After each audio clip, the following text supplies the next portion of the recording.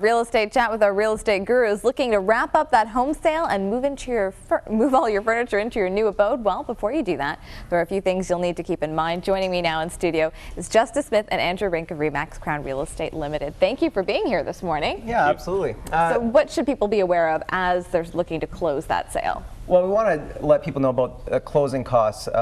Closing costs are those costs associated with the real estate transaction that are over and above the cost of the purchase price of the property itself. So we'll just highlight a few of those, starting with inspection costs, home inspection, furnace inspection, fireplace inspection, you name it.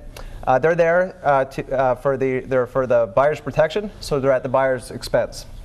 Likewise, house insurance, we talked a lot about that last week. It's good to be protected against fire, sewer backup, things like that. And if you've got a mortgage on the property, it's going to be a requirement of that, no doubt.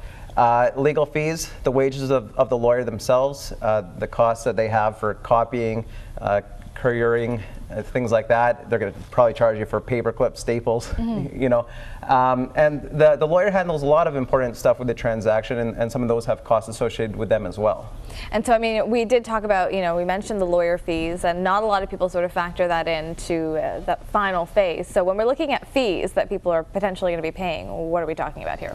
Well, if there's property tax adjustments, sometimes the seller pays for the property taxes up front for the whole year. In that respect, the buyer would have to reimburse the seller in a one lump sum payment. The adjustment would be made by the lawyer.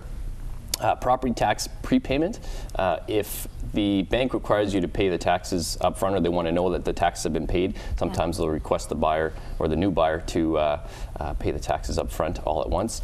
There's other adjustments: water heater, water softener, alarm system. If those are rented, you have to pay for those up front as well, similar to the adjustments on property taxes. Those will be made that way.